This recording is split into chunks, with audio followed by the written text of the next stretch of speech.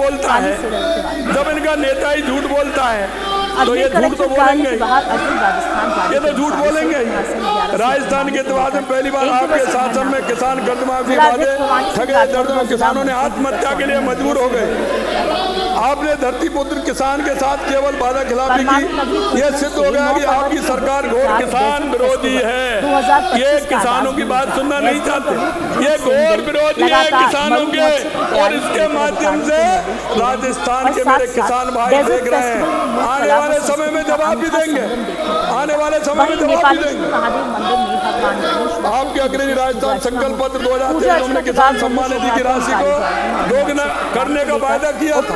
हमने दोगुना करने का वादा किया है किसानों से, और हमने पहली साल में 6,000 रुपए से बढ़ाकर 8,000 रुपए हमारी सरकार ने किए।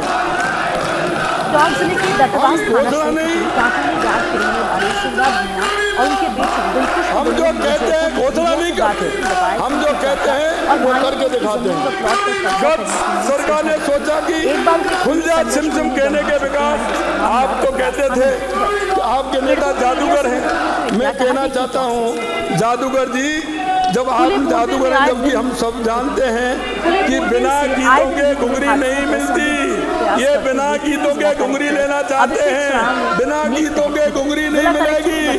घुंघरी तो गीत गाने से ही मिलेगी। राजस्थान की जनता कुछ देने वाली नहीं है।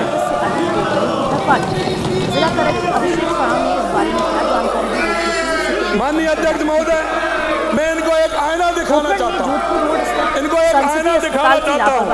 और आईना क्या दिखाना चाहता हूँ, ये आईने को देख ले, नहीं तो प्रतिपक्ष के नेता को मैं पूरा पंच भी लाया हूँ, पूरा पंच लाया हूँ मैं। माननीय अध्यक्ष जी, ये वो घोषणा है, ये वो घोषणा है। इन्होंने 4148 घोषणा की थी 5 साल। मैं ब्यौरावार भी बता रहा हूँ, मैं ब्यौरावार बता रहा हूँ। पहले वर्ष 2019-20 में 379 घोषणा इन्होंने की थी, लेकिन 57 घोषणा इन्होंने पूरी नहीं की। 2020 में 364 की थी, 86 घोषणाएं पूरी नहीं की। 21 में 951 बढ़ती जा रही है, क्योंकि राजस्थान की जनता को सिर्फ भटकाने का काम करना है। तीसरी साल में 951 घोषणाएं पूरी कितनी हुई? 2,300 योजना पूरी नहीं हुई। और चौथे वर्ष में 2023 में 1,028 घोषणाएं 478 पूरी नहीं हुई। 23-24 में रिकॉर्ड तोड़ ऐसे बांट दिया, ऐसे बांट दिया। 2023-24 में 1,426 घोषणा, 1,002 घोषणा पूरी नहीं की। कुल मिलाकर के इन्होंने जो घोषणा की वो मैं आपको बताना चाहता हूँ। इन्होंने 5 वर्ष में 4148 घोषणा की, और अपूर्ण घोषणाएं आधी थी। 1921 घोषणाएं, 1921 घोषणाएं आज तक पूरी नहीं की। जयपुर पश्चिम पुलिस ने बिना सत्यापन किराएदार रखने वाले 11 मकान मालिकों के खिलाफ धारा 223 मैं पूरा लेके आया हूँ, देखो ये पूरा। इनमें से 4 को शांति भंग के आरोप में गिरफ्तार किया गया। प्रतिपक्ष के नेता को अमित कुमार ने इस बारे में क्या अरे मैं ब्रज भूमि से आता हूँ भैया, ये तुम्हारे सरकारों से मेरे पर कोई फर्क पड़ने वाला नहीं है। संयुक्त कार्रवाई करते हुए अंतर्राज्यीय गिरोह के 3 तलाशों को गिरफ्तार कर उनके कब्जे से 386 कट्टों में भर कर ले जाया जा रहा 7,002.10 किलोग्राम अवैध डेरा कंटेनर सहित एक कंटेनर व एक इनोवा कार कंटेनर में छुपा कर ले जा रहे अवैध मादक पदार्थ 1320 मेगावाट काली सिंध 800 मेगावाट बाड़मेर में 11 मेगावाट बिजली उत्पादन के प्लांट की कागजी घोषणा की गई। 71 क्षेत्र स्थापना का कार्य प्रारंभ ही नहीं हुआ। बाड़मेर और झुंझुनू जिले में 4765 करोड़ रुपए सवाई माधोपुर जिले में पुलिस की सुस्त रवैये के चलते 173 करोड़ रुपए परमन पेयजल योजना के लिए 32 करोड़ रुपए आदि सिंचाई परियोजना हवाई घोषणा दी, हवाई एक भी धरातल पर नहीं आई। माननीय अध्यक्ष कलेक्ट्रेट पहुंचे, जहां पर उन्होंने कलेक्ट्रेट के 8,000 आंगनबाड़ी केंद्रों खोलना, 5 लाख भूमिहीन किसानों को अनुदान राशि देना, योगदान महाविद्यालय बनाना जैसी 50,000 करोड़ रुपए की, माननीय अध्यक्ष जी 50,000 करोड़ रुपए की करौली जिला प्रशासन बाल घोषणा अधिकारिता पूरी कितनी की ये देखना पड़ेगा। केंद्र एवं माननीय अध्यक्ष महोदय, किसी बच्चे को भी समझ आ जाएगी कि सरकार ने 2 वर्ष के मात्र 350 घोषणाएं की और लास्ट के समय में 1,500 और 1,200 घोषणा की, 1,200 और 1,500। अरे करनी नहीं थी, करनी नहीं थी इसलिए घोषणा की, उनको इनको करना ही नहीं था इसलिए घोषणा की। बाल संरक्षण मुद्दों को सहयोग करने की अपील की। मैं माननीय कोटा उत्तर से आने वाले विधायक जी और से कहना सामुदायिक चाहता हूं, लीडर्स ने बाल संरक्षण इन्होंने क्या वैसे ईश्वर की कृपा है, ये गए या इन्होंने वो तस्वीर यहीं से देखी, मुझे पता नहीं है, वो तस्वीर इन्होंने यहाँ से देखी या गए। इन्होंने कहा कि महाकुंभ मंडपम के आगे एक बोर्ड लगा है और उस बोर्ड में लिखा है कि 50 से 55% तक घोषणा है। इन्होंने कहा हमने तो सुनी नहीं है, हमने तो सुनी नहीं। लेकिन मैं एक बात कहना चाहता हूँ कि आग का चश्मा दिया जा सकता है, आग का चश्मा दिया जा सकता है, दृष्टि नहीं दी जा सकती, दृष्टि नहीं दी जा सकती। बीकानेर से दिल्ली के लिए चश्मा दे सकते हैं लेकिन दृष्टि नहीं दी जा सकती। माननीय देखना, उद्योग राज्य मंत्री ये ऐसे लोगों का सत्य के दर्शन कराने के लिए भला क्या किया जा सकता है, इनको पता है। माननीय अध्यक्ष महोदय, आपके माध्यम से माननीय सदस्यों को अवगत कराना चाहूंगा कि हमारी सरकार मॉडर्न काउंट और मॉडिफाइड बजट में कुल 1272 बजट घोषणा हमने की। हमने बजट में 1272 घोषणा की, जिसमें 270 में, और हमारा बजट माननीय अध्यक्ष जी जुलाई के महीने में आया, हमारा जुलाई के महीने में बजट आया, हमने 1272 घोषणा की थी, लेकिन उनमें से 270 में पूर्ण हो चुकी। 448 बजट घोषणाओं के संबंध में प्रशासनिक व वित्तीय स्वीकृतियां जारी ही नहीं हुई, बल्कि काम की प्रगति है। 488 पर काम की प्रगति चल रही है। अब इस दोनों को मिला करके माननीय धारीवाल जी, उन दोनों को मिला करके देख लें कि कितना बजट हमने किया है, कितना नहीं किया,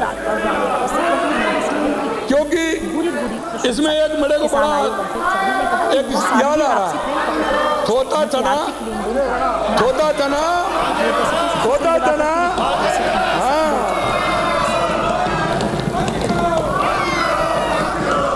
हम गरीब किसान की ओर ध्यान देते हैं, जबकि आपने गरीब किसान की आड़ में राजनीति की है। मैं माननीय सदन को गत सरकार के अंतिम वर्ष की कार्य प्रणाली, हमारे द्वारा मात्र 1 वर्ष की अल्पावधि में किए कार्यों के अंतर स्पष्ट करना चाहूँगा। इनके समय में और हमारे समय में स्कूटी वितरण 4,232, 24,517, कितना अंतर है, कितना 4,232, 25,517, कितना अंतर। टैबलेट वितरण 0 और हमने किया 88,800। सोलर पंप की स्थापना 1,200, इन्होंने किया 1,200, हमने कहा 28,884, कितना अंतर है। नहरी तंत्र के माध्यम से सिंचाई सुविधा हेक्टर में 12,492 की थी, हमने 22,648 की। 2 सालों में सहायता 733 करोड़ रुपए दिए, हमने 1,148 करोड़ रुपए हमने दिए। गेहूं की खरीद में मैट्रिक टन हमने जो दिया 4,38,000, 12,05,000 हमने दिया। मातृबंधन योजना 1,94,000, 4,46,000, 4,46,000। विकास कार्यों के संबंध में तो गत सरकार ने कुछ खास करके दिखाया नहीं। हाँ, कुछ मामलों में उन्होंने राजस्थान को नंबर बनाया, नंबर बंद कराने का काम इन्होंने किया है।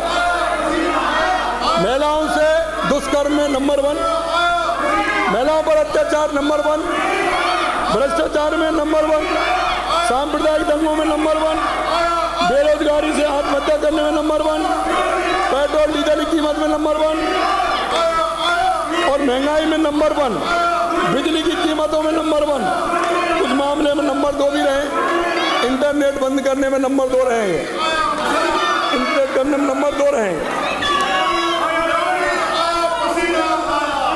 इसके बाद ये किसे नहीं स्पष्ट होता कि इन लोगों ने जनता से सीधी जुड़ी योजनाओं की घोषणा में केवल ढोल पीटे, हकीकत में आम जन की भावनाओं के खिलवाड़ किया।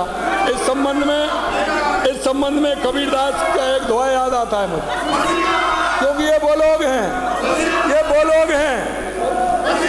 किसान का बेटा हूँ, ये तो वो लोग हैं।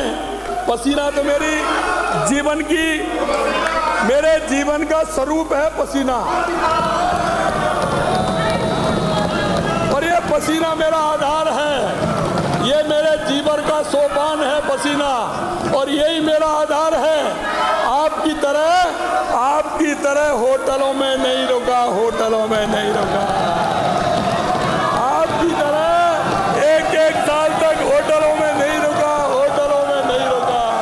ये पसीना किसान का बेटा, जो क्या जाने पीर बराई जिसकी नहीं फटी विवाई, ये किसान का बेटा है, पसीना मेरा सोपान है, सोपान। देखिए माननीय अध्यक्ष जी, मैं आज भी कहना चाहता हूँ, क्योंकि मैं गरीब की भाव और भावना को जानता हूँ। कबीर जी का एक दोहा है, दुर्लभ को न सताइए जाकी मोटी हाय, दुर्लभ को न सताइए जाकी मोटी हाय, मरी खाल की सांस से लोह भस्म हो जाए, ये भस्म होने वाले हैं। और मैं एक बात और बताना चाहता हूँ, कभी कभी मेरे भाई कहते हैं, ये भाई मेरे ये कहते हैं कि मुख्यमंत्री बड़ा भोला है, सीधा है। अरे मैं कहना चाहता हूं मेरे भाइयों,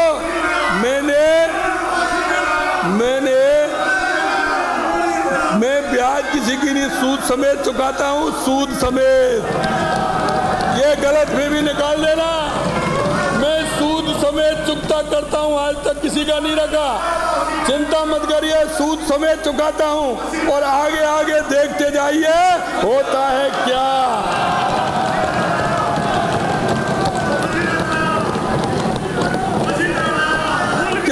किशन पोल से आने वाले माननीय सदस्य कह रहे थे, अरे निधर नहीं आ रहे, कहाँ गए, बड़ी बातें कर रहे थे, चालू योजनाओं को बंद किया है।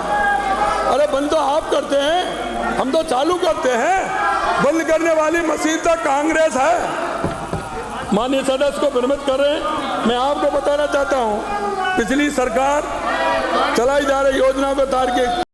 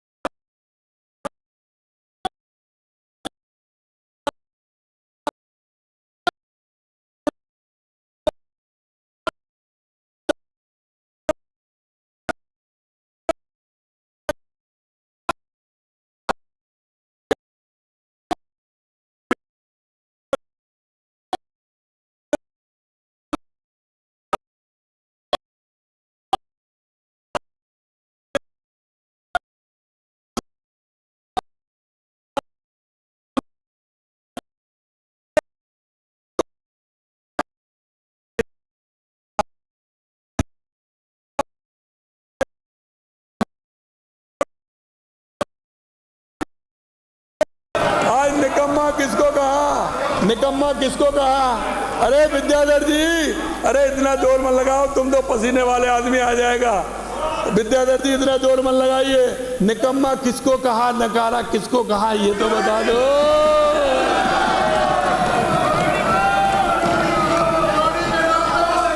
श्री रामधारी सिंह दिनकर की कालजाई की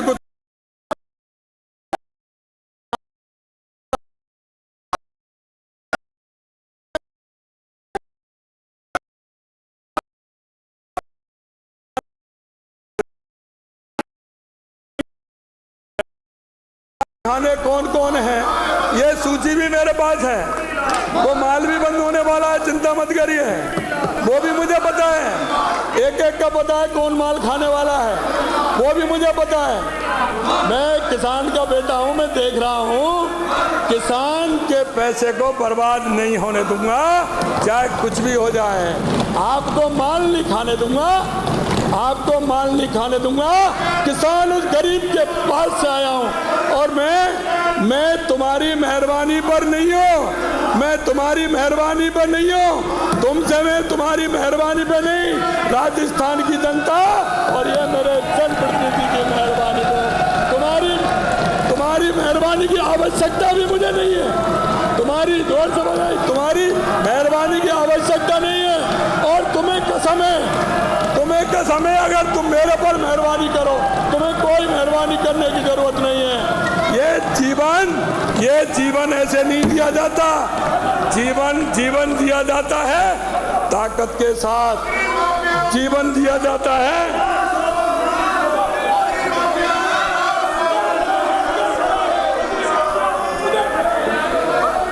मैं नाच कर रहा हूं, चिंता मत करिए। जो आप कह रहे हैं, आप चिंता मत करिए। मैं अकेला, आप मेरे से किसी कीमत पर जीत नहीं पाओगे, क्योंकि मेरे साथ वो मुरलीधर है, वो बंसी वाले ब्रज से आता हूँ। आप इन सारी चीजों को छोड़ दीजिए, आप परेशान हो जाओगे। घर में जब जाओगे तो बच्चे कहेंगे तुम्हारी क्या हो गया। मेरी तो आदत है, मेरे कुछ होने वाला नहीं है, मेरे कुछ होने वाला है। वसुधा का नेता कौन हुआ? वसुधा का नेता कौन हुआ? भूखंड विजेता कौन हुआ? अद्भुत यश क्रेता कौन हुआ? नव धर्म प्रणेता कौन हुआ? जिसने कभी आराम किया, विघ्नों में रहकर नाम किया, विघ्नों में रहकर नाम किया। माननीय अध्यक्ष महोदय, इनकी आदत है प्रतिपक्ष के हमारे विघ्न डालते रहेंगे। हम बिना विचलित हुए किसान और 8 करोड़ जनता के लिए काम करते रहेंगे, काम करते रहेंगे। मैं एक बात और कहना चाहता हूं, माननीय अध्यक्ष महोदय। अरे भाई, जब लाल कपड़ा दिखाते हैं तो किसको गुस्सा आता है? नंदी को आता है, नंदी। मैं आपको कहना चाहता हूं, मेरे कई साथी कह रहे थे आपने ERCP का नाम बदल दिया। अरे भाई, मैंने कहा इसे बदल दिया? राजस्थान का राम, मध्य प्रदेश का माँ राम अपने आप हुआ है। राम जल सेतु लिंक है, मैंने क्या, ये तो ऊपर वाले ने बदल दिया। और आप प्रतिपक्ष के तो पूर्वी राजस्थान नहर ERCP की टिप्पणी के संबंध में सम्मान्य सदन को अवगत कराना चाहूंगा कि प्रतिपक्ष के माननीय सदस्य भूल रहे हैं कि आपने ERCP को आपकी कांग्रेस की सरकार यहाँ थी, मध्य प्रदेश में थी, आपने अटकाने लटकाने का काम किया। आपने किस तरह से उनको काम किया। आज मैं कह सकता हूँ, देश के यशस्वी प्रधानमंत्री नरेंद्र मोदी के नेतृत्व में हमने ERCP की DPR भी बनाई। और आपने देख लिया होगा कि हम इस परियोजना में 2 महत्वपूर्ण कार्य, नमरेरा बैराज सरदा बांध का कार्य हमारी ही पूर्ववर्ती सरकार के कार्यकाल के दौरान प्रारंभ किया गया था। आपकी कांग्रेस सरकार ने उदासीन धरातल की। मैं पहले भी सदन में कहा था कि आज भी कह रहा हूँ, कांग्रेस में ERCP को चुनावी झुंझुना बनाया था, चुनावी झुंझुना बनाया, जानबूझ कर लटकाया, अटकाया, भटकाया, जानबूझ कर लटकाया। हम जो कहते हैं वो करते हैं कि सोच रखने वाली हमारी सरकार ने इस परियोजना का दायरा बढ़ाते हुए राम जल सेतु लिंक परियोजना संशोधित कार्यपति काली सिंह चंबल के रूप में धरातल पर क्रियान्वित संकल्प लिया। हमारी सरकार ने आते ही 1 साल के भीतर धमनेरा बैराज अधूरे काम को पूरा कर माननीय प्रधानमंत्री जी के कर कमलों द्वारा लोकार्पण भी किया। ये तो भजन आपको करना पड़ेगा, ये तो भजन करना पड़ेगा। ये 5 साल नहीं 20 और 25 साल भजन करना पड़ेगा। आपके हाथ में तमुड़ा आने वाला है, आपको भजन करना पड़ेगा। आपका बुढ़ापा सुधर जाएगा धारीवाल जी, बुढ़ापा सुधर जाएगा। भजन का नाम तो आपको दिन में भी करना और रात में भी लेना पड़ेगा। आ जाइए, ये रात में भी लेना पड़ेगा इनको। नींद नहीं आएगी, नींद नहीं आएगी विद्याधर जी, इनको नींद नहीं आएगी भजन के बिना। ये मैं दावे के साथ कह रहा हूँ। कई लोग उनका क्या होगा? अरे उनका क्या होगा जो रात के अंधेरे में आते हैं, उनका क्या होगा तो रात के अंधेरे में आते हैं। अध्यक्ष जी, ये दिन से दिन सोएंगे, ये मैं आपको कह रहा हूँ। ये नींद नहीं आएगी, ये भजन का भजन करेंगे, दिन में भी करेंगे और रात में भी करेंगे। ये भी मैं आपको विश्वास दिलाता हूँ।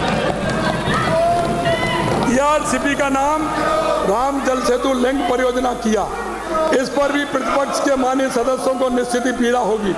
ये अपेक्षित भी में शपथ देकर भगवान श्री राम को काल्पनिक तक बताया, राम सेतु के इतिहास पर प्रश्न चिन्ह लगाए, उन्हें भगवान श्री राम के नाम वाली जीवनदायी परियोजना गले कैसे उतरेगी। इस अवसर पर मैं जरूर याद दिलाना चाहता हूँ, 144 वर्ष पहले भारत की देवभूमि प्रयागराज में महाकुंभ का आयोजन हो रहा है। यशस्वी प्रधानमंत्री जी तथा प्रदेश के माननीय मुख्यमंत्री जी को मैं विकास के साथ साथ विरासत भी सुरक्षित ध्यान में रखना है।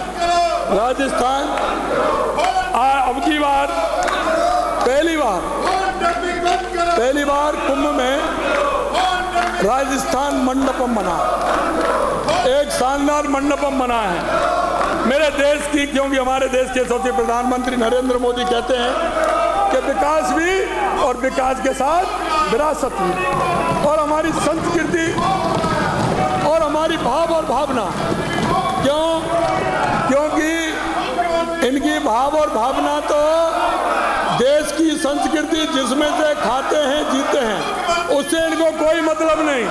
इनकी तो संस्कृति एक परिवार में घुस गई है, एक परिवार में, सिर्फ एक परिवार की बात करते हैं। इनके तो भगवान राम, हनुमान, भगवान जो भी कुछ है वो परिवार ही है, उसका भजन किए बिना इनको नींद नहीं आती। मैं तो कहता हूँ भगवान इनको दे तो हमारे मंडपों में आए और महाकुंभ के आनंद ले। हो सकता है उसकी कृपा हो जाए तो अपने जो काम किए हैं उनका प्रायश्चित का भी आपको मौका मिल जाए, प्रायश्चित का मौका भी आपको मिल जाए।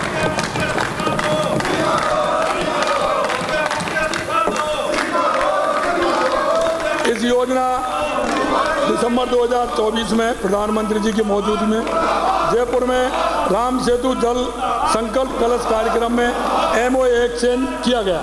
हमने पूर्व प्रस्तावित 3510 था अध्यक्ष जी, ERCP का 3510 था और वो हमारा प्रस्तावित था हमारा, उस पर कोई फैसला नहीं था। यहाँ के लोगों ने कहा 3510, मैंने कहा हाँ आपके यहाँ वायदा किया था, 3510 का वायदा किया था ऐसी विधानसभा के अंदर इन्होंने 3510 का। मैं आपको कहना चाहता हूँ 4102 MCM जल प्राप्त किया है 4102। मैं आपसे कहना चाहता हूं, इस पर विपक्ष के माननीय सदस्य बार बार एमओए के बारे में चर्चा करते हैं। ये एमओए के बारे में चर्चा करते हैं। मैं कहना चाहता हूं, एमओए राज्य के जल साधन विभाग के साथ ही राष्ट्रीय जल विकास अभिकरण NWDA की वेबसाइट पर उपलब्ध है।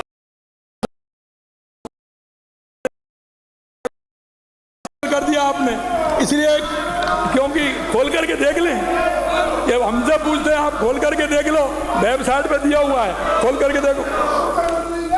माननीय सदस्यों को ये जानकर प्रसन्नता होगी कि एमओ की प्रस्तावना के अनुसार भारत सरकार नदी अंतर्राष्ट्रीय परियोजना इंटरलिंकिंग ऑफ रिवर को राष्ट्रीय महत्व को मानती है। यह परियोजना भारत सरकार की राष्ट्रीय परपेक्स योजना नेशनल पर्सपेक्टिव प्लान का हिस्सा है। अध्यक्ष महोदय, सदन में यह भी अवगत कराना चाहूँगा कि हमने इस परियोजना की क्रियान्वित हेतु न सिर्फ 9,446 करोड़ रुपए की कार्यादेश जारी किए, बल्कि धरातल पर कार्य भी प्रारंभ कर दिए हैं। साथ ही इस योजना को और आगे बढ़ाते हुए 12,064 करोड़ रुपए के 5 अन्य महत्वपूर्ण निर्णय भी जारी कर दी गई हैं। ये कम नहीं है, इन्होंने तो अटकाने का काम किया, लटकाने का काम किया, हमने निर्णय जारी कर दिए। आजकल मीडिया, सोशल मीडिया, डोटासरा जी, आप सभा में गमछा घुमाकर थिरकते हैं।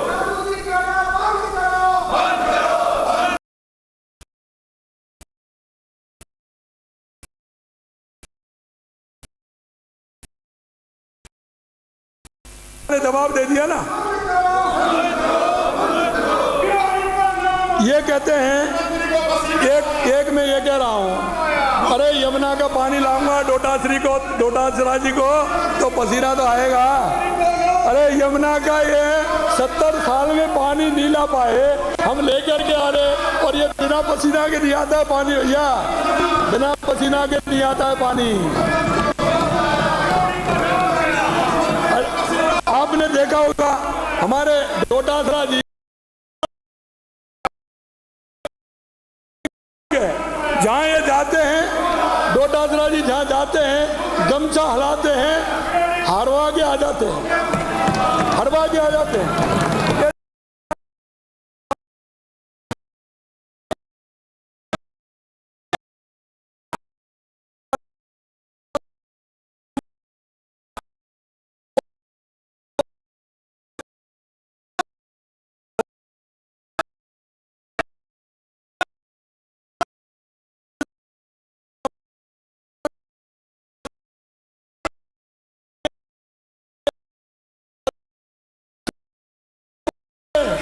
आज यही है, ये 3-4 सभा भी हैं। इसका कारण यमुना जल समझौता शेखावाटी में यमुना का पानी लाने के लिए कांग्रेस की बनी थी, उसे रद्द करेंगे। कांग्रेस ने क्या कहा, हम रद्द करेंगे। और हरियाणा की अबे हरियाणा की जनता को क्या करेंगे? उन्होंने भाजपा को समर्थन दे दिया, पूरा बहुमत भाजपा को दे दिया। अब आप यमुना पानी को नहीं रोक पाओगे, ये भी राजस्थान की जनता को कहते हैं।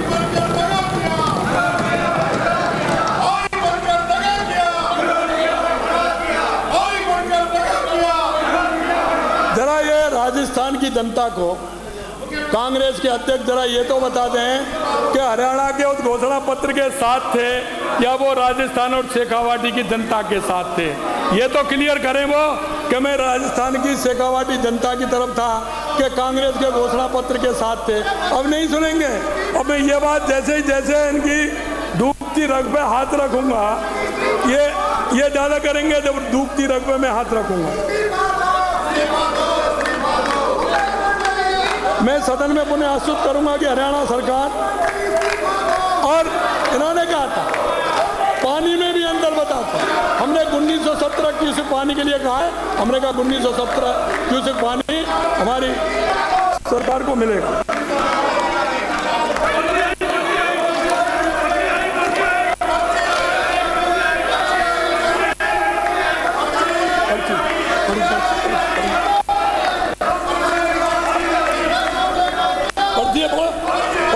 पढ़िए, आपको पढ़ाने के लिए बुलाई है, मैंने आपको पढ़ाने के लिए बुलाई, जिससे आईना दिख जाए।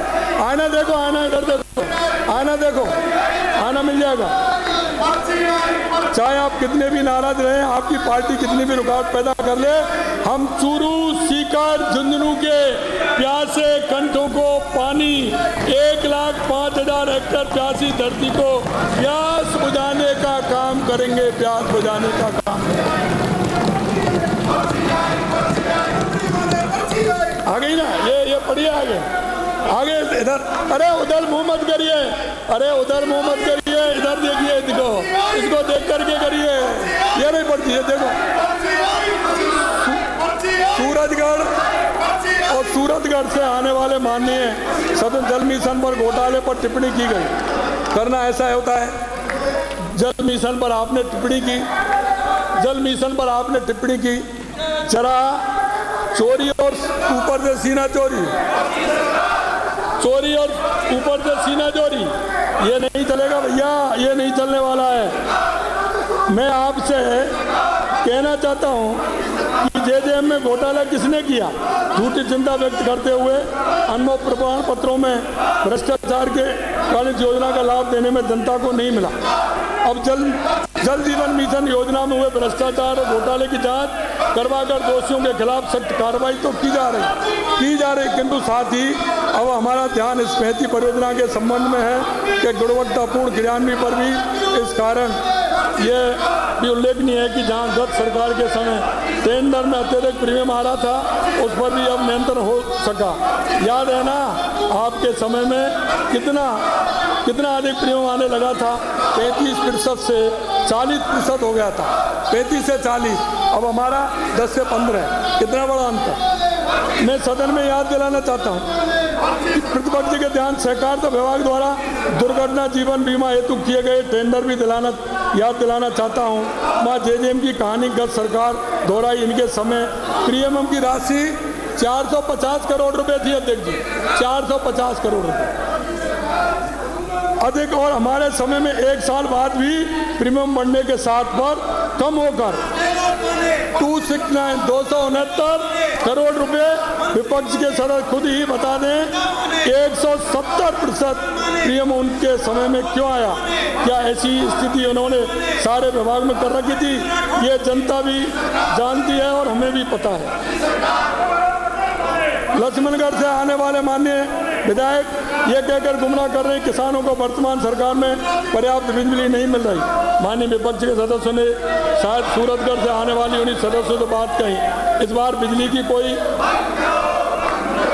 आदमी रोड पर नहीं आया, सरस बिजली के संबंध में अनेक बातें कर रहे हैं। मैं अध्यक्ष महोदय आपके माध्यम से विपक्ष के साथियों को याद दिलाना चाहूँगा कि जहाँ इनकी सरकार के कार्यकाल में अंतिम वर्ष में मात्र 543 मेगावाट विद्युत उत्पादन में वृद्धि हुई थी, वहीं हमारे प्रथम वर्ष में इनके में माननीय अध्यक्ष जी, इनके में बिजली उत्पादन 543 मेगावाट हुई थी एक वर्ष में। लास्ट में हमारी 2100 मेगावाट से अधिक, अर्थात इनसे 4 गुना बिजली पैदा हुई। आरडीएसएच में भी गत सरकार ने अपना नकारापन साबित किया। जैसा कि माननीय सदस्यों को विदित है कि इस वर्ष में प्रदेश में अच्छी वर्षा होने के कारण खेत खलिहान में खड़ी फसल रही है। इस कारण फसल करने के बाद विद्युत तंत्र में सुदृढ़ीकरण के कार्य निश्चित रूप से आने वाले समय में जल्दी और होने वाले हैं। हमारी सरकार ने प्रदेश के लिए नुकसानदेह बैंकिंग व्यवस्था के बिना रबी सीजन में किसानों को समुचित बिजली उपलब्ध कराई। साथ ही ये बैंकिंग करते थे, हमको आगे दिक्कत आती थी, हमने इस बार बैंकिंग नहीं की। हमारे किसानों को कोई परेशानी आने वाली नहीं है। ये हमेशा महंगी बिजली देते थे और सस्ती बिजली खरीदते थे, उसमें भी घोटाला होता था, उसमें भी बिजली में भी घोटाला।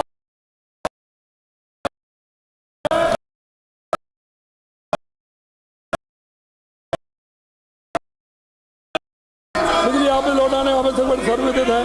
उपकरण पारसाही कांटा बेसन कोल सितंबर 23 से कोयले की सप्लाई बंद हो गई। हमने इस समस्या का समाधान के लिए अथक प्रयास करते हुए जनवरी 2024 तक 40,000 मैट्रिक टन कोयला प्रतिदिन प्राप्त करना प्रारंभ कर दिया है। ये क्या करते थे उस समय, कोयला जो इनका जो कोयला आता था छत्तीसगढ़ में कांग्रेस की सरकार और यहाँ इन दोनों ने मिलकर कोयला में घोटाला किया और घोटाला ही नहीं किया। इनका बिजली उत्पादन देख लीजिए और हमारा देख लीजिए, हमारा बिजली उत्पादन कितना हो रहा है। मैं आपको कहना चाहता हूँ माननीय मैं कहना चाहता हूँ, सदस्यों ने नियुक्ति की संख्या पर सवाल उठाया। थोड़ा भीम से आने वाले सदस्य ने एक भी नौकरी नहीं देने कहने का झूठा राग हलापा। मैं आपको कहना चाहता हूँ माननीय अध्यक्ष जी, मैं आपसे कहना चाहता हूँ, मैं दोनों सदस्यों को निलंबित करूंगा अभी। माननीय अध्यक्ष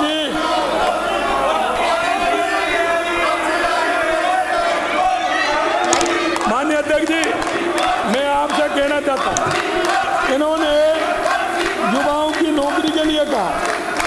हमने राजस्थान के युवाओं से वायदा किया है और वायदा हमने ये किया है कि 5 साल में 4 लाख नौकरी देंगे। इनको दर्द हो रहा है।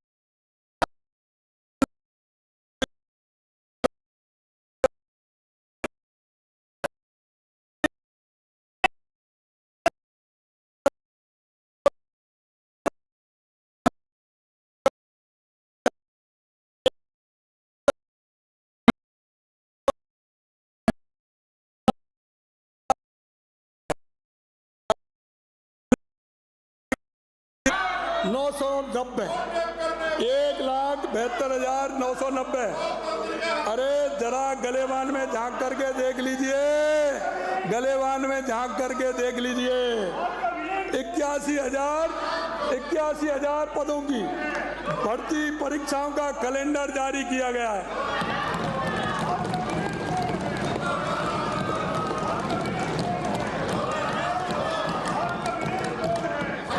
देखिए मेरे भाइयों, मैं आपसे एक बात कहना चाहता हूँ, यहाँ 4 बार 5 बार ज़्यादा भी हैं, मैं उनको भी नहीं, भैया रुकने का काम नहीं। ये किसान का बेटा है, इसको कोई फर्क नहीं पड़ता है। आप और जोर से करिए, उसमें मेरे को ज़्यादा आनंद आएगा। आप जोर से आने दो। अरे ये तो मेरा पसीना तो किसान का गहना है, गहना। इसकी चिंता मत करिए, मेरे कुछ होने वाला नहीं है। हाँ, मैं एक बात कहना चाहता हूँ, आप 3 साल 4 साल और 5 साल से सदन में होंगे, 5 बार के सदस्य होंगे आप, लेकिन मैं एक बात कहना चाहता हूँ, हमारे वरिष्ठ नेता भी वहाँ बैठे हैं जो इस सदन में रहे हैं, लेकिन मुझे दुख इस बात का है, लेकिन मुझे डोटासरा जी,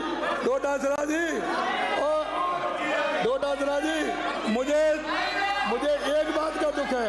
एक बात सुन लीजिए, एक बात सुनिए कि इस सदन में प्रतिपक्ष के नेता के रूप में मेरी है प्रतिपक्ष के नेता के रूप में भैरव सिंह शेखावत, परसराम मदेरणा, गुलाब चंद कटारिया, वसुंधरा राजे, लक्ष्मण सिंह जी, राजेंद्र राठौर जी, राम नारायण चौधरी जी, हरदेव जोशी जी रहे हैं।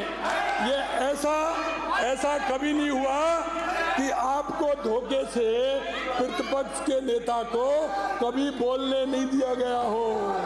ये पहली बार हुआ है। मुझे बहुत दुख है मुझे कि आप इनकी चाल में आ गए। मुझे बहुत दुख है जूली जी, मुझे बहुत दुख है, आप उनकी चाल में आ गए।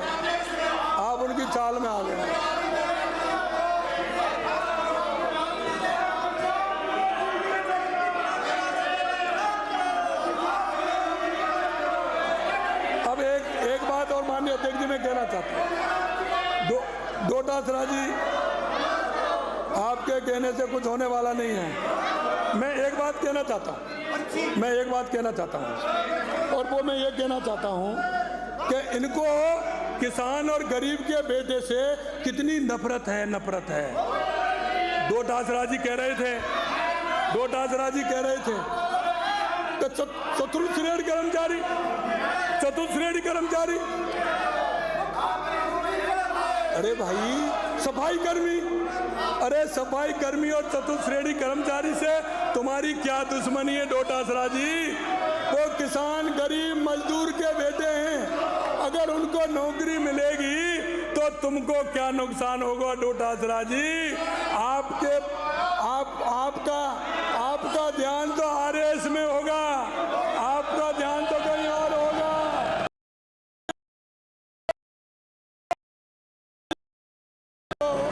आप क्यों मौका नहीं देना चाहते, ये तो मेरे को बता दो।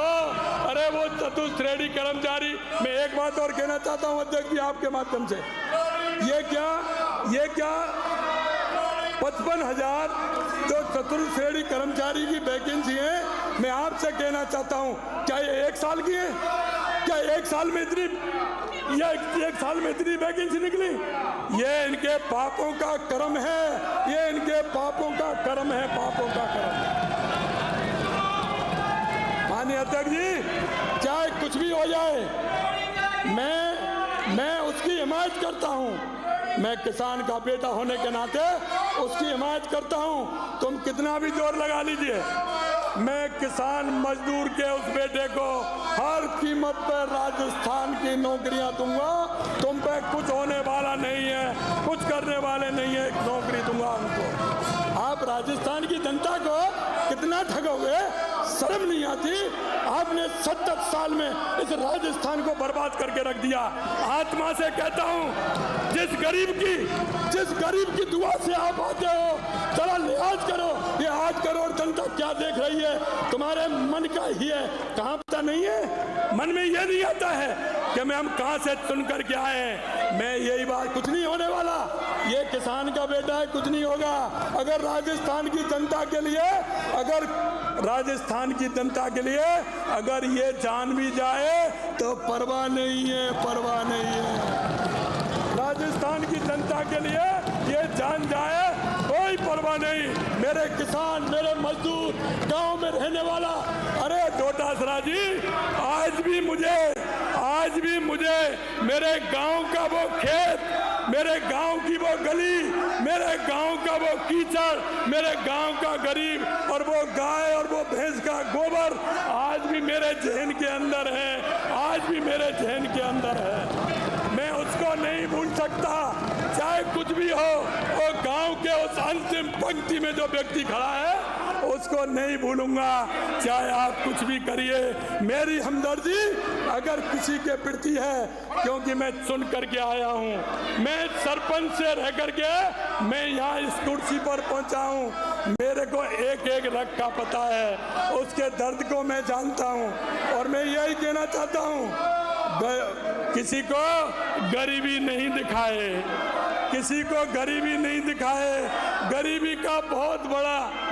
गरीबी की बहुत बड़ी स्थिति होती है। मेरे भाइयों, तुम सदस्य चुन करके आए हो, तुम राजस्थान की 8 करोड़ जनता के लिए आए हो, और तुम ये नाटक सिर्फ एक व्यक्ति को भाषण देने के कारण आपने ये नाटक किया, ये अच्छी बात नहीं है। ये राजस्थान की जनता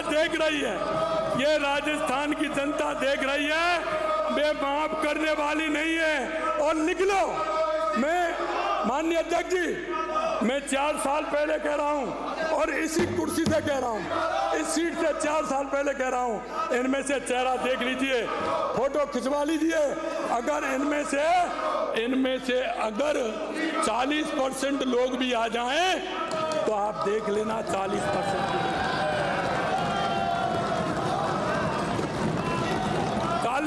लोग नहीं आएंगे, क्योंकि जो राजस्थान की जनता, गरीब किसान मजदूर, उनकी जब ये नहीं सुन सकते। आज मैं कह सकता हूं कि मैंने पिछले बजट में राजस्थान की 200 विधानसभा के लिए पूरा बजट दिया था। और मैंने प्रतिपक्ष के नेता को बुला करके, आप पूछ लीजिए, प्रतिपक्ष के नेता को बुला करके मैंने कहा ये शायद राजस्थान के इतिहास में पहली बार हुआ होगा।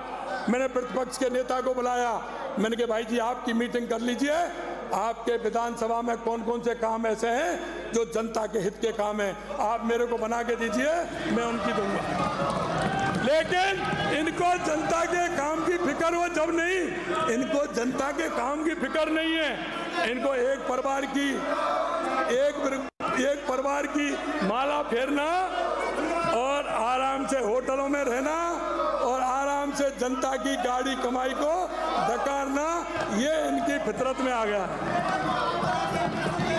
जितना आप मेरे कहोगे उतना सुनते जाओ।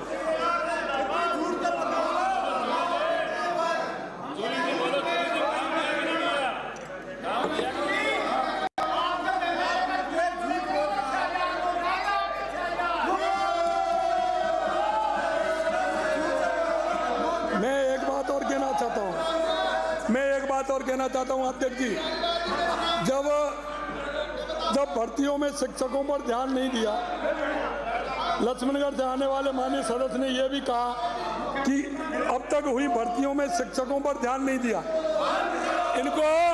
इनको शिक्षक बड़े याद आते हैं, और जब माननीय लक्ष्मणगढ़ से आने वाले विधायक, जब मैं ये कहता हूँ उधर चले जाते हैं, वो जब मैं उनका नाम लेता हूँ तो जूली जी को खड़ा कर जाते हैं, आप आगे निकल जाते हैं। बड़े होशियार हैं, आज जूली जी को रोक दिया, बड़े होशियार हैं लक्ष्मणगढ़ से आने वाले सदस्य। जब बात उनकी आती है तो बेचारे जूली जी को छोड़ जाते हैं, आप धीरे से पीछे निकल जाते हैं।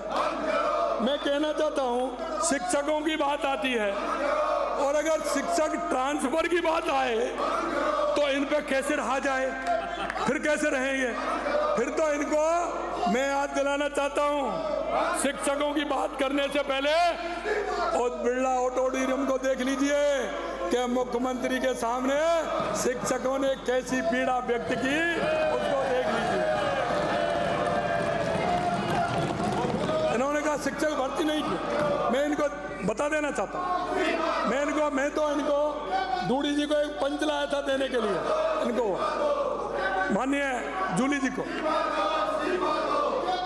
मैं अभी तक हुई 59,236 भर्तियों में 19,033 शिक्षकों की भर्ती हुई। माननीय सदस्य अब तो ताली बजा दें। माननीय अध्यक्ष महोदय, मैं सदन को अवगत कराना चाहूँगा कि 19,000 शिक्षक, उसमें 19,000 शिक्षक थे, उसमें 22,000 पैरामेडिकल स्टाफ, 4,748 कनिष्ठ लेखाकार, 2,500 वनकर्मी, 3,100 से अधिक पुलिस कांस्टेबल, इतनी भर्ती हुई। अब ये कह रहे हैं कि किनको आपने भर्ती दी, किनको भर्ती दी? अरे ये मैं चश्मा तो बदलवा सकता हूँ लेकिन दृष्टि नहीं दे सकता।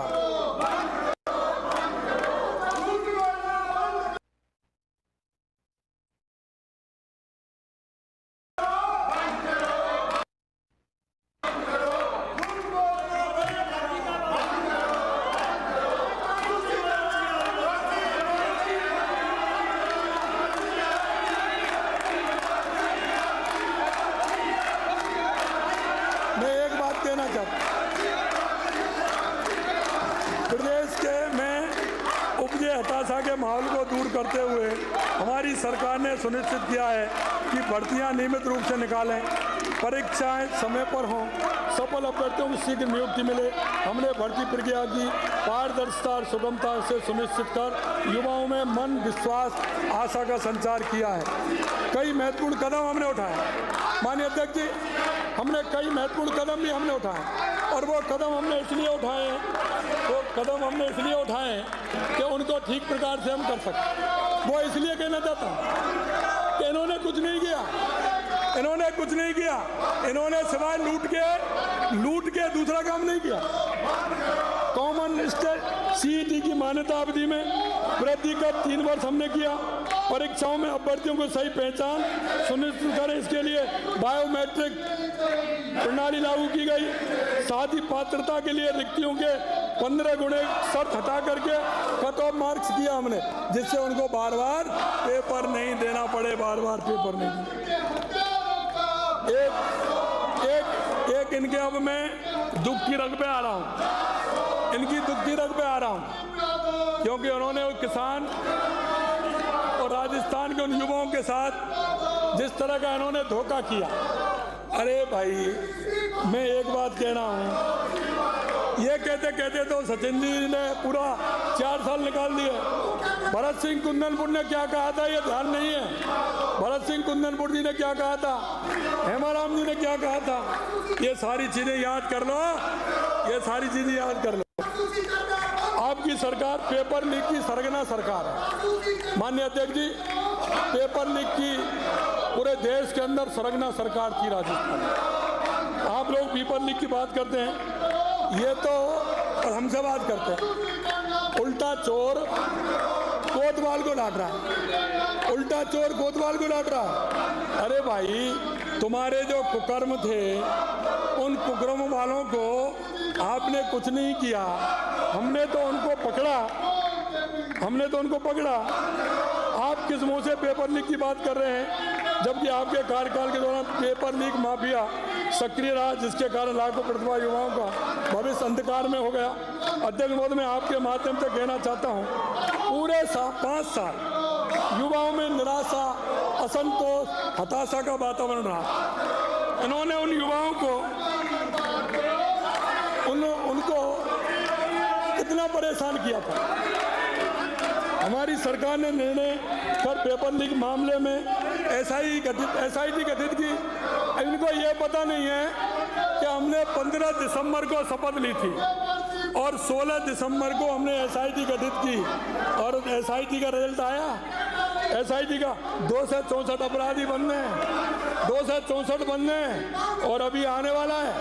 चिंता मत करिए, मैं छोड़ने वाला नहीं हूँ, आने वाला है, और कई लोग आने वाले हैं, कई लोग आने वाले हैं, कई लोग आने वाले हैं। मैं तो क्लियर कर रहा हूँ कि आप फिर ये कहेंगे ये क्या हो गया। अरे चिंता मत करिए, भगवान कृष्ण की भूमि से आता हूँ, गिरी चिंता मत करिए, एक एक का चुकता होगा। जो भ्रष्टाचार में डूबे हैं बिल्कुल आएंगे, बिल्कुल आने वाले हैं। रात के अंधेरे में भी नहीं सुनने वाला हूँ मैं, रात के अंधेरे में भी सुनने वाला नहीं हूँ, इसलिए चिंता मत करिए।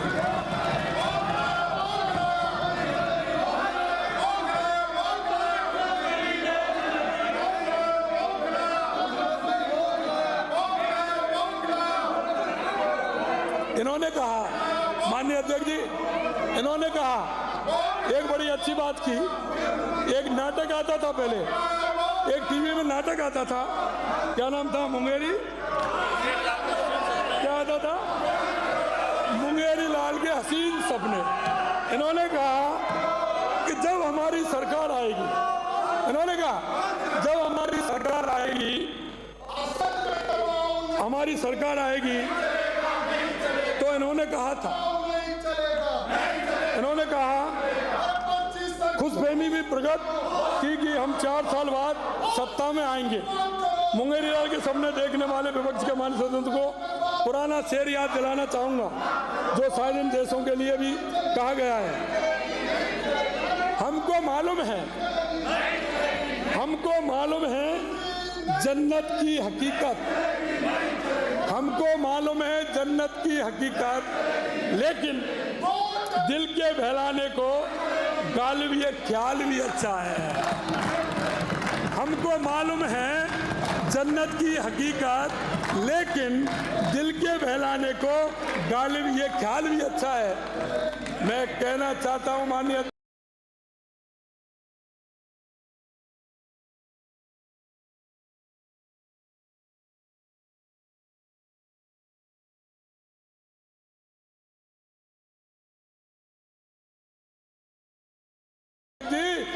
ये 4 साल का, ये 20 साल में भी राज में आने वाले नहीं है, आने वाले नहीं। मेरी इन सभी को राय है कि ऐसे ख्याल अपने दिल से निकाल ही दें, क्योंकि प्रदेश की जनता बहुत समझदार है और अब ये इनके झांसे में आने वाली नहीं है। जनता 4 साल बाद इनको उधर ना पक्ष में ही बैठाएगी और उसमें इनकी संख्या, जैसा मैंने कहा, वो कम होगी। हम राज्य की अर्थव्यवस्था को हमारे शासन काल में ही हमने कहा है, हम अर्थव्यवस्था को 350 बिलियन डॉलर तक पहुंचाने के लिए कृत संकल्प है। और इसलिए आपने देखा होगा कई लोगों ने मेरे से कहा कि राजस्थान लोग अंतिम साल में करते हैं।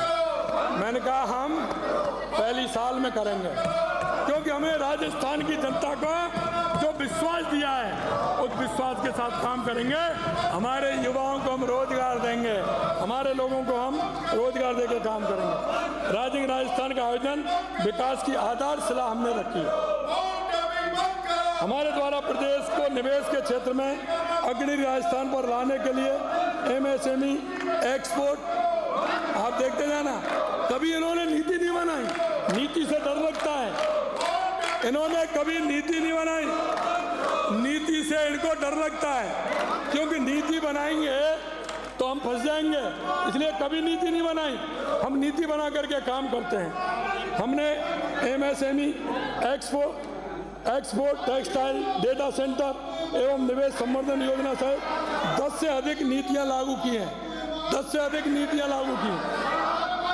इस कारण निवेशकों द्वारा हमारी सरकार द्वारा स्थापित निवेश के वातावरण में विश्वास दिखाते हुए 11,600 से अधिक MOU हस्ताक्षर, 35 लाख करोड़ से अधिक के निवेश को मजबूती प्रयास की है।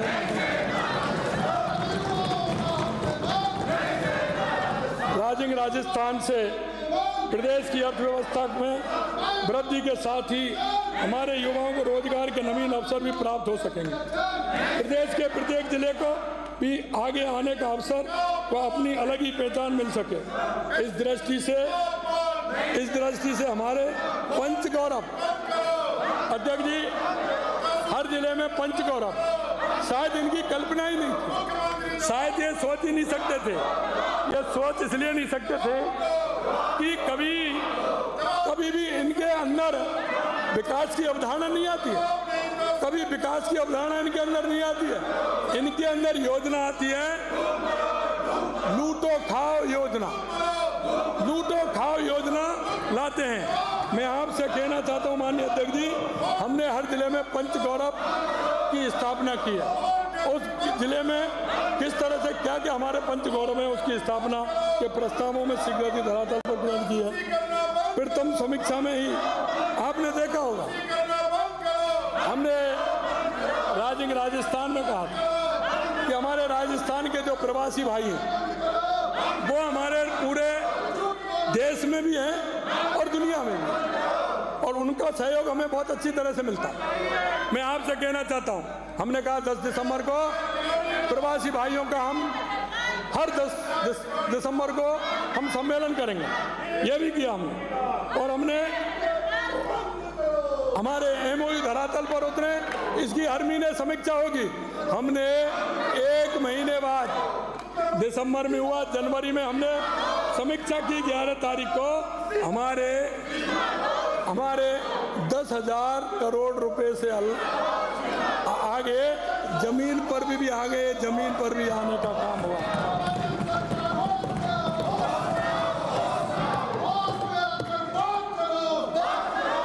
मैं एक बात कहना चाहता हूं, माननीय अध्यक्ष महोदय, विपक्ष ने जो हमारे द्वारा आयोजित विश्व स्तरीय आयोजन राजस्थान की भी आलोचना कर डाली, उन्हें यहाँ में भारत रत्न पूर्व राष्ट्रपति APJ अब्दुल कलाम के शब्दों की याद दिलाना चाहूँगा, क्योंकि उन्होंने कहा था कि लोकतंत्र में आलोचना जरूरी है, पर आलोचना केवल विरोध करने के लिए नहीं हो तो वह देश का, आलोचना के विरोध करने के लिए हो तो वह देश का नुकसान करती है, वो देश का भला नहीं कर सकती।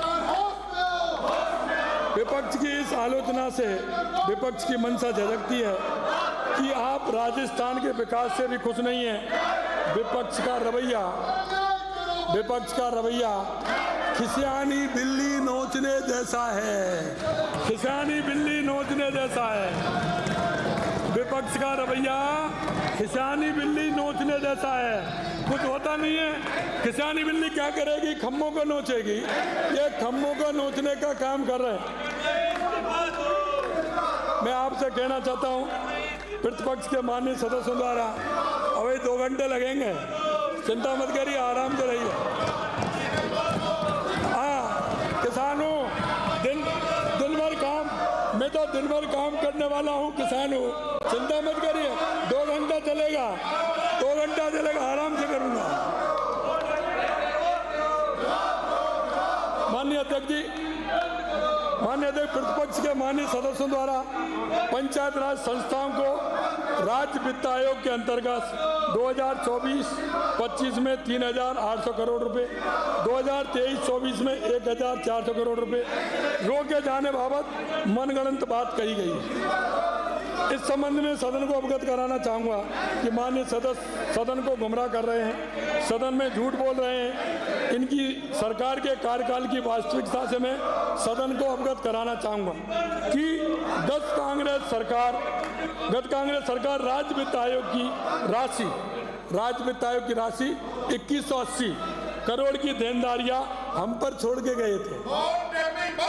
2180 करोड़ की देनदारियां हम पर छोड़ कर गए थे। हमने उक्त देनदारी 2180 करोड़ रुपए सहित 4,000 करोड़ रुपए से अधिक का भुगतान हमारी सरकार के आने के बाद पंचायत राज संस्थाओं को जारी किया गया।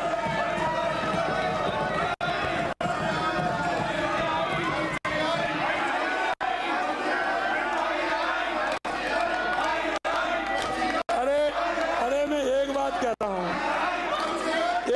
रहा हूँ, आप ये तो, अरे प्रतिपक्ष के नेता, एक बात तो सुन लो। अगर आपकी इतनी भी चलती है, आप सदन के प्रतिपक्ष के नेता हैं, तो इतना सुन लो, आपकी संख्या सदन में कितनी है और अब कितनी है, जरा गौर कर लो। कहाँ गए तुम्हारे साथी? आधे तो छोड़ के चले गए और आधे रात के अंधेरे में चले जाएंगे। आपको पता नहीं है, क्योंकि जिनके काले कारनामे होते हैं वो कभी सामना नहीं कर सकते।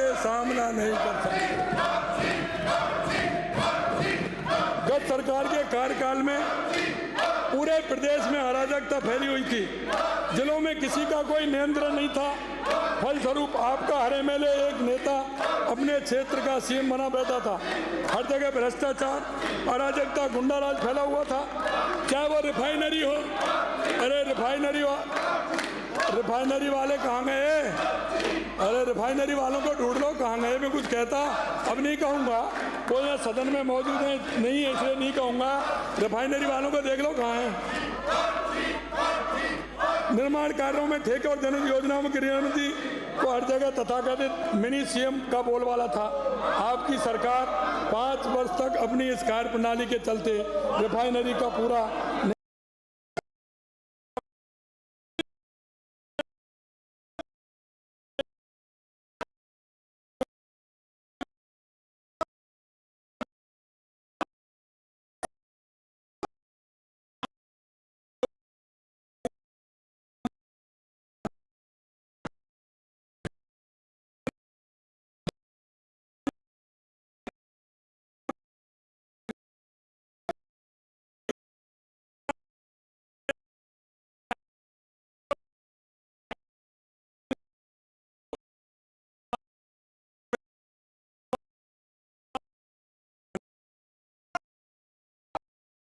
के कार्यकाल में कानून व्यवस्था की।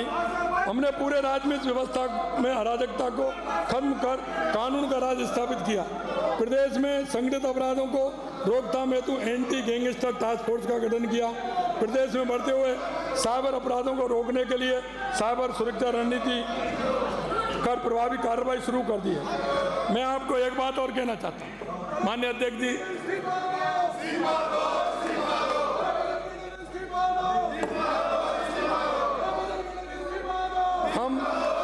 हमारी मुख्य प्राथमिकता मात्र शक्ति को समुचित सुरक्षा, प्रदेश में अमन चैन की स्थापित करना, प्रभावी पुलिसिंग के लिए 19 नए पुलिस थाने सृजित किए गए, महिला सुरक्षा के लिए 250 काल का पेट्रोलिंग यूनिट गठित की गई। इस संबंध में उठाए गए कदम से राज्य में महिलाओं के विरुद्ध हो रहे अपराधों में प्रभावी कमी आई। बूंदी से आने वाले माननीय सदस्य ने महिलाओं पर अत्याचार बढ़ने की बात बोलकर सदन को गुमराह किया। माननीय अध्यक्ष, मैं आपके माध्यम से सदन को अवगत कराना चाहूँगा कि गत सरकार के अंतिम वर्ष हमारी सरकार के प्रथम वर्ष में महिला अत्याचार के प्रकरणों की तुलना स्थिति इस प्रकार है। अब मैं आपको बताना चाहता हूँ, ये नेता प्रतिपक्ष ने भी कहा और बूंदी से आने वाले विधायक ने भी कहा, ये दुरुस्त हो जाए जरा मैं भी कह दूँ, क्योंकि ये जो बात रखते हैं तो हवा में रखते हैं। दुष्कर्म के साथ हत्या मामलों में 7.32 की कमी आई, प्रतिशत की कमी। दहेज मृत्यु के मामलों में 6.08 की कमी आई। दुष्कर्म बालिका के मामलों में प्रतिशत कमी 2.87 की आई। दहेज त्रुटि के मामलों में प्रतिशत कमी 22.84% की कमी आई। 6 साल के मामलों में 8.863 की कमी आई। इस प्रकार कुल महिला अत्याचार में मामले में 10.61% की कमी आई है। इनको आईना देखने का है, आपके उसमें क्या था। और कई सदस्य खड़े हैं, हमारे माननीय विपक्ष के वरिष्ठ माननीय सदस्य ने तो महिलाओं के साथ किस तरह की वार्ता की। सरकार के समय हमारे राज्यों को मर्दों का प्रदेश बता करके, मर्दों का प्रदेश बता करके, मर्दों का प्रदेश बता करके इनकी पूरी सरकार की मानसिकता और इनकी संबंधहीनता का परिचय दिया था। संबंधहीनता का परिचय दिया था।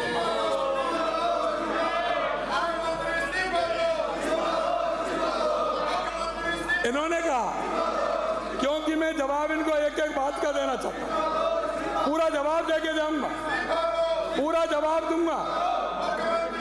महात्मा गांधी अंग्रेजी माध्यम विद्यालय योजना, अंग्रेजी माध्यम के उच्च माध्यमिक विद्यालय विगत कांग्रेस सरकार द्वारा राष्ट्रपिता महात्मा गांधी के नाम से अंग्रेजी माध्यम के उच्च माध्यमिक विद्यालय खोलने के नाम पर विद्यार्थियों के साथ धोखा देने का काम किया। इन विद्यालयों में ना तो अंग्रेजी माध्यम के शिक्षक पदस्थापित किए गए और ना ही विद्यालयों में मूलभूत संरचना का निर्माण किया गया। माननीय अध्यक्ष महोदय, मैं कहना चाहता हूँ, अगर ऐसी कोई योजना खोलनी हो जिसमें काम नहीं करना हो, ऐसी कोई योजना खोलना हो जिसमें काम नहीं करना हो, वो योजना जिसमें काम नहीं करना हो वो महात्मा गांधी के नाम से आती है। जिसमें काम नहीं करना हो महात्मा गांधी के नाम से आती है। अगर थोड़ा बहुत करना पड़े तो वो एक परिवार के नाम से आती है। इनकी मानसिकता का देखिए, इनकी मानसिकता किस तरह की है। इसलिए मैं कहना चाहता हूँ, इन्होंने देखा 3532 विद्यालयों को कोई सम्मान राशि उपलब्ध नहीं कराई गई, 3500 सम्मान राशि उपलब्ध नहीं कराई गई, जिससे विद्यालय दयनीय हालत में संचालित होते रहे। कई पदों को स्वीकृत किए बिना ही गत सरकार द्वारा विद्यालयों को संचालन कार्य व्यवस्था के आधार पर किया जाता रहा। क्या मुझे ये भी याद दिलाना पड़ेगा कि उस समय गत सरकार में शिक्षा मंत्री कौन थे? ये तो पता है कि मुझे ये भी याद दिलाना पड़ेगा जब उस गत सरकार में शिक्षा मंत्री कौन थे।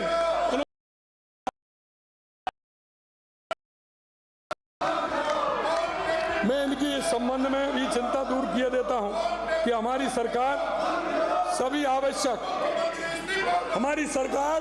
सभी आवश्यक संसाधन उपलब्ध कराते हुए बच्चों के भविष्य के निर्माण की दृष्टि से हिंदी तथा साथ ही अंग्रेजी माध्यम में शिक्षण सुविधाएं उपलब्ध कराएगी। हमारी सरकार अंग्रेजी और हिंदी दोनों में व्यवस्था करेगी, ये मैं आपको बताना चाहता हूँ। माननीय अध्यक्ष जी, विद्या संबल योजना के संबंध में भी माननीय सदन में भ्रम फैलाने का हमारे विपक्ष के साथियों ने पूर्ण प्रयास किया। अध्यक्ष महोदय, मैं ये नहीं समझ पाया कि इनमें जानकारी का अभाव है या जानकारी झूठ बोलकर भ्रम फैलाने की कोशिश कर रहे हैं। इन्होंने कहा कि हमने गैस फैकल्टी हटा दी जिससे महाविद्यालयों में शिक्षा पर दुष्प्रभाव पड़ा, जबकि वस्तुस्थिति इसके एकदम भिन्न है। क्योंकि जब भी चुनाव आते इनको हमेशा झूठ और लूट, इन्होंने 70 साल में इस देश का काम किया। इन्होंने 70 साल में भ्रष्टाचार और तुष्टीकरण के आधार पर जाति पाति में बांटकर काम किया, जाति पाति में बांटने का काम किया। इसलिए मैं कहना चाहता हूं माननीय अध्यक्ष जी कि सच तो यह है कि वर्तमान सत्र 24-25 में 2783 गैस फैकल्टियों को महाविद्यालय में अध्यापन हेतु लगाया गया है, जबकि इनके समय वर्ष 2023-24 में विद्या संबल योजना के अंदर मात्र 1571 थे। अब आप भी देख लीजिए कितना अंतर आया, इसमें कितना अंतर आया। हमारी सरकार नई शिक्षा नीति के उद्देश्यों के अनुसार शिक्षा के क्षेत्र में संचालित नीतियों और निर्णयों में आवश्यक सुधार कर उनको प्रभावी रूप से लागू करें। माननीय अध्यक्ष जी, मैं एक और निवेदन करना चाहता हूं। जहां तक ये भी आपके ध्यान में आया होगा, बजरी खनन, और जब मैं बजरी खनन का नाम लेता हूं तो मेरे विपक्ष के नेताओं के मन में सांप दौड़ने लग जाते हैं। सांप जब खनन का नाम आता है, अरे भाई ऐसा क्या हो जाता है? ये राजस्थान की जनता को हिसाब तो देना पड़ेगा, एक पाई का देना पड़ेगा। ये किसान का बेटा है, ये खींचना भी जानता है, ये अंदर से भी खींचना जानता है। चिंता मत करिए, आपकी आवाज मेरी आवाज को कम करने वाली नहीं है। देखते जाइए, आप मेरी भी आवाज बढ़ती जाएगी, मेरी वॉल्यूम बढ़ता जाएगा। मैं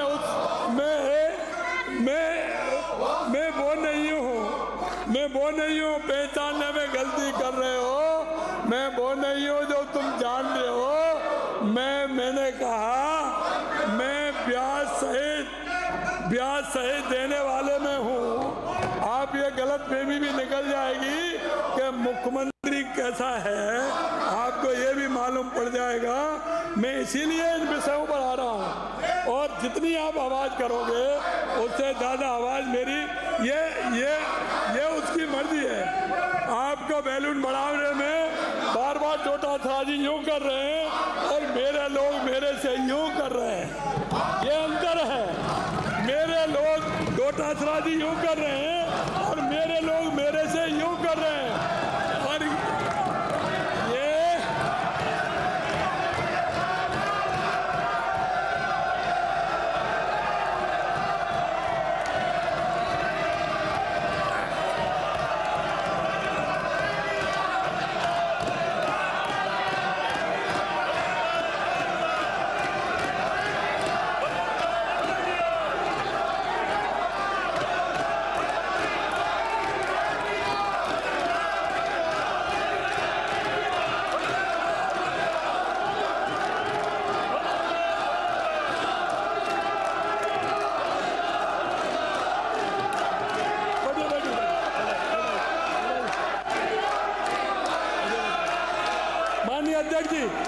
माननीय अध्यक्ष जी, ये बात मैंने इसलिए कही है, ये बात मैं इसलिए कहना चाहता हूँ, इनकी समझ में आ जानी चाहिए कि ये भजन लाल की आवाज़ नहीं है, ये 8 करोड़ जनता की आवाज़ है। 8 करोड़ जनता की, ये 8 करोड़ जनता की आवाज़ आप पर दबने वाली नहीं है। आप जितने जोर से सब बोलेंगे, शायद ईश्वर मेरे को इतनी ताकत देगा और आपके सुर से मेरा ज्यादा ही रहेगा, कम रहने वाला नहीं है, कम रहने वाला।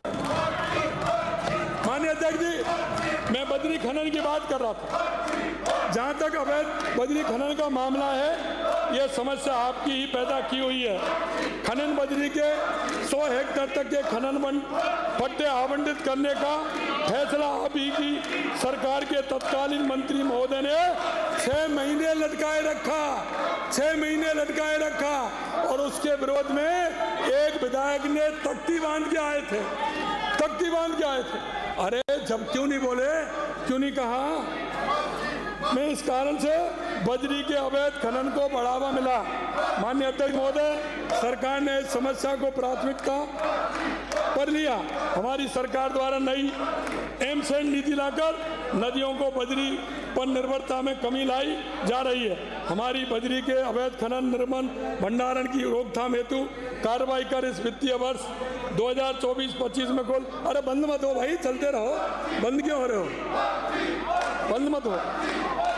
वित्तीय वर्ष 24-25 में कुल 3622 प्रकरण दर्ज किए। इनके अंतर्गत 2763 वाहन व मशीनरी जब्त की गई तथा 437 प्रकरणों में FIR संबंधित थानों में दर्ज कराई गई। 23.82 करोड़ रुपए बतौर राशि वसूल की गई। 23.82 करोड़ रुपए राशि भी वसूल की गई। माननीय सदस्यों को जानकर प्रसन्नता होगी कि हमारे प्रयासों के फलस्वरूप आज मेजर मिनरल के 48 ब्लॉक, माइनर मिनरल के 607 ब्लॉक तथा बजरी के 101 ब्लॉक की नीलामी के साथ आज राजस्थान हमारा प्रदेश संपूर्ण देश में अग्रणी राजस्थान है। पहले नंबर पर राजस्थान है। खनिज क्षेत्र में प्राप्त राजस्थान में 23% की वृद्धि हुई है। 23% की वृद्धि हुई है। मैं एक बात और कहना चाहता हूँ माननीय अध्यक्ष जी, मैं एक बात और कहना चाहता हूँ।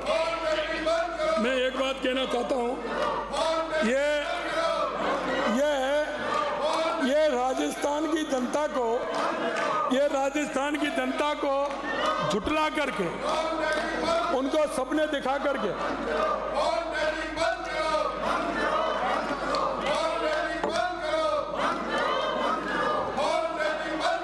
माननीय अध्यक्ष जी, मैं एक बात कहना, कुछ विपक्षी सदस्यों द्वारा जिले एवं संभाग के पुनर्गठन के विषय में सदन की कार्रवाई में व्यवधान डाला। उन्होंने जनता के सामने अपने अंतिम वर्ष में झुंझुने के रूप में बिना गुण अवगुण के आधार पर जल्दबाजी में नए जिले एवं संभाग बनाए। मैं विपक्षी सदस्यों से पूछना चाहूँगा कि 3 जिले तो आपकी मूल रिपोर्ट में भी नहीं थे। लास्ट के 3 देखे ना, ये तो उनकी मूल रिपोर्ट में ही नहीं थे, लेकिन फिर भी बना दिया। फिर भी आपने आचार संहिता लगने से ठीक पहले चुनावी राजनीति के तहत की तो इनकी घोषणा की। आपने गुटबाजी और चहेतों को खुश करने के लिए गांव को नगरपालिका और नगरपालिका को रातों रात जिला बना दिया। यदि आपने बगरू से आने वाले माननीय सदस्य की बातें ध्यान से सुनी होती तो आपको ये मुद्दा उठाने की जरूरत नहीं पड़ती। हमारे बगरू से आने वाले माननीय सदस्य ने इस विषय की स्पष्टता की, लेकिन आपकी समझ में नहीं आया। माननीय सदस्यों को याद होगा कि वर्ष 1956 में प्रदेश में 26 जिले होते थे। माननीय अध्यक्ष जी, मैं आपको कहना चाहता हूं और इनको आईना भी दिखाना चाहता हूं, और इसको राजस्थान की 8 करोड़ जनता भी देख रही है। मैं आईना दिखाना चाहता हूं। 26 जिले होते थे। 67 वर्षों में मात्र 7 नए जिले का गठन किया गया, जिसमें से भी केवल 1 जिला कांग्रेस की सरकार थी जब 1 जिला बना था। बाकी जिले हमने बनाने का काम किया। 67 साल में 1 जिला कांग्रेस ने बनाया, बाकी जिले हमने बनाने का काम किया। मैं आपसे इतना कहना चाहता हूं, लेकिन नए जिलों का गठन किया, जिसमें से भी केवल 1 जिला आपने गठित किया। पहले 4 साल की नींद से जागते। एक बात बताऊं अध्यक्ष जी, अगर इनको जिला और संभाग बनाना था तो ये जब सरकार आई जब ही उसको बनाते, सरकार आई जब भी बना सकते थे। लेकिन इन्होंने क्या देखा, आचार संहिता लगने से थोड़े दिन पूर्व इन्होंने एक साथ 17 जिले बना दिए। 17 जिले बनाने का बोर्ड की राजनीति से प्रेरित होकर निर्णय किया। आपकी अदूरदर्शिता के चलते जहां आपने जिले बनाए वहां जनता ने आपको रास्ता बता दिया, आपको नकार दिया। 2 जीते आपको नकार दिया। जहां भी जिले बनाए जनता ने जवाब ठूस के दिया कि चलिए, ये बोर्ड की राजनीति करते करते इतने दिन हो गए, अभी बाज नहीं आ रहे। जनता ने चुनाव में कहा बाज नहीं आए। आप कब तक जनता को बहकाओगे? माननीय अध्यक्ष महोदय, मैं सदन को अवगत कराना चाहूँगा कि हमारी सरकार ने विभिन्न पैरामीटर्स के आधार पर, रैशनैलिटी के आधार पर, ऑब्जेक्टिविटी के आधार पर परीक्षित कर जिला और संभागों का पुनर्गठन किया गया। हमने जिन नॉर्म्स के आधार पर निर्णय लिया उसमें माननीय सदस्यों को मैं अवगत कराना चाहता हूँ, क्योंकि हम नियम बना के काम करते हैं, हम ऐसे ही काम थोड़ी करते हैं। हम राजस्थान की जनता का हित देखते हैं, जिले का हित देखते हैं, आपकी तरह नहीं। इनको तो ये कह दो कि इनको अगर जनता ये कह दे कि हमको चंद्रमा पर प्लॉट चाहिए, हम आपको वोट दे देंगे।